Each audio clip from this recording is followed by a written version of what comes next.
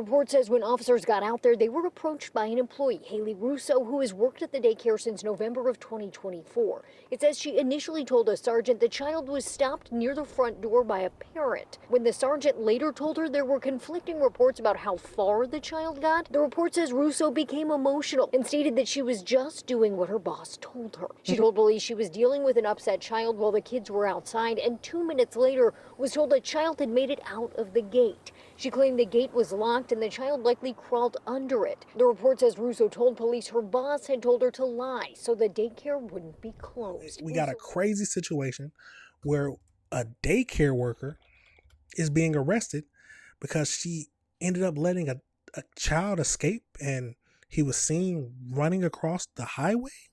A daycare employee arrested after a child left the facility and ran into a busy street. Fruitland Park police say multiple drivers stopped to help that child. They found the child running across U.S. Highway 27 this past Friday. That's a 6-lane road with a 50-mile-an-hour speed limit. And that is where Haley Crumbleholm is tonight talking to concerned neighbors. You can see the daycare behind me here right next to U.S. Highway 27, a road with a 50-mile-per-hour speed limit. Now, thankfully, drivers stopped and brought the child back safely. And there were a bunch of cops everywhere. That's how Cheryl Schaefer, who lives and works near Love and Hugs Learning Center, described the scene outside of it Friday. I didn't know if somebody got robbed or something. What actually happened, according to this arrest report from Fruitland Park Police, was a small child had gotten out of the daycare and ran across U.S. Highway 27. I can't even imagine a toddler getting across that road. According to First of all, I understand that toddlers are hard to keep up with. They run fast. But how do they get out of the building? Did you leave a door open? Well, what are we doing? If you're watching young children, you have to take steps to make sure that young children can't, escape is a crazy word to use, but can't run away and try to go play out in the street. Absolutely crazy. The arrest report, multiple cars pulled over to help the child, and a woman brought them safely back to the daycare. Oh, it could have been tragic. The report says when officers got out there, they were approached by an employee, Haley Russo, who has worked at the daycare since November of 2024. It says she initially told a sergeant the child was stopped near the front door by a parent. When the sergeant later told her there were conflicting reports about how far the child got, the report says Russo became emotional and stated that she was just doing what her boss told her. She told police she was dealing with an upset child while the kids were outside, and 2 minutes later was told the child had made it out of the gate. She claimed the gate was locked and the child likely crawled under it. The report says Russo told police her boss had told her to lie so the daycare wouldn't be closed. Russo was arrested for neglect of a child without great bodily harm. We call So you gonna risk your freedom? You was already gonna go get arrested in the first place, but why would you arrest more charges? Why would you risk more charges just to protect your boss? She said the daycare would be closed. It might need to be closed if that's how you feel. Called, emailed, and visited the daycare in person, but weren't able to get any comment. The facility is still open, with parents seen picking up kids Wednesday night. I'm really happy the child got back safely. Now, Russo has since been released from jail, and she did initially agree to an interview with us, but ultimately stopped returning our calls. Covering Lake County in Fruitland Park, Haley. Her boss probably told her if you take that interview, you're fired. I'm not surprised. Let's get over into it. But body cam footage did come out about this. Let's get into it. First tonight, newly released body cam video of Fruitland Park after a 2-year-old boy got out of a daycare and ran out into the highway. It shows 2 different stories told by that daycare employee now facing a child neglect charge. I'm Lindsay Sablon. And I'm Stuart Moore. West News' Haley Crumbleholm is live for us after speaking with that little boy's mom. Haley. So she said she's still shaken up about what happened. She wasn't ready to do an interview, but she did tell me that her son is okay. She said she has nothing bad to say about this daycare facility, but her son is no longer going there. If there would have been, that light would have been changed, cars would have been barreling down there. The baby would have been killed. Body camera video released Thursday shows interviews with 2 people who tried to help a 2-year-old little boy who police say ran from Love and Hugs Learning Center and on to U.S. Highway 27. He made it all the way out to the highway. He was in the median. It also shows what seems to be the first conversation between police and Haley Russo, the daycare employee now facing a child neglect charge for what happened here on June 12th. At first, she tells officers the gate to the back play area was unlocked, and the little boy got out but didn't get far. Right there by the door. An hour later, an officer speaks with Russo again. Her story stays pretty much the same, but it doesn't match with the other witnesses. I'm going to allow you to be a little bit more truthful in what happened. Eventually, Russo tells the officer she was dealing with another child who was screaming, and when she last saw the little boy who ran into the street, he was on a slide. Next thing she knew, someone was on a walkie-talkie saying he was found by or in the road. She told the officer the gate wasn't unlocked like she said, and that the boy must have squeezed through it. Well, isn't that a little bit different than what you told me? Because you told me that, the one time you didn't check the gate, it was open.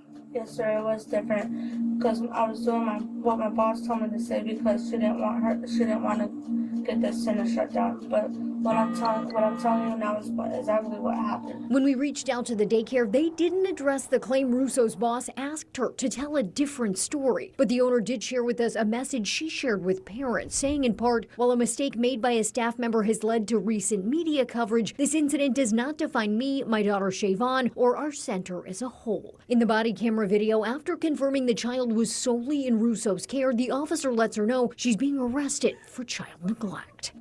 You got to do it. It's as simple as that. Now, is the facility the problem? Yes, 100%. Because there's no possible way that if you are watching young children, they should be able to squeeze beneath the gate. Come on now. We got young, small children that like to wander.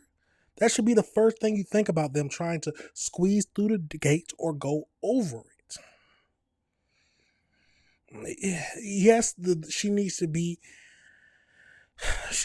arrested, but the center has to be investigated. Look at me, ma'am. That child was found in the median of the highway.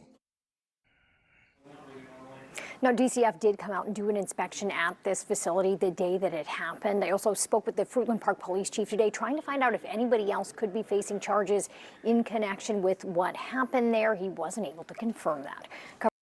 Absolutely crazy. Let's go over into one more where we talk about what happened with the DCF and what they said.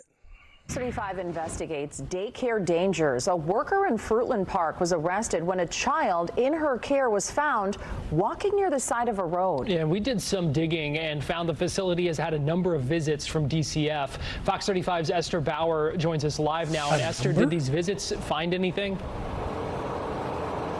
Garrett, they did. DCF was concerned and actually cited the facility for several safety issues when it comes to staffing and whether or not the children were being watched well enough. We found out that DCF has actually been out to this site 14 times in the last 3 years, and they'll be out there again after what just happened.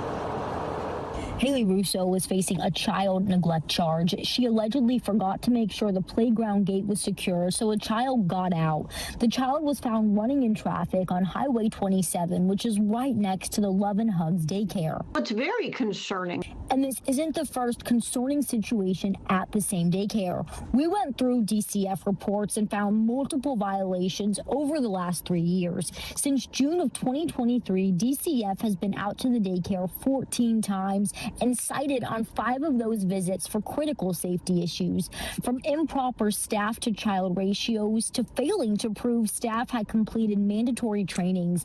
An inspector also recorded staff leaving an infant completely out of their line of sight.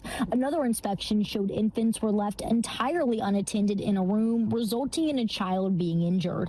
Dr. Deborah Day is a licensed psychologist. She says DCF inspections and violations like these don't necessarily shut down facilities, so parents need to be aware and do research on their own about the daycare. Not only is it asking, but it's looking. I think that's what people forget. Looking at their inspection reports, making sure their license is active.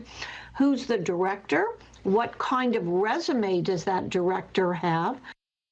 See, I didn't even know a person can look those type of things up. I didn't know that those were publicly known.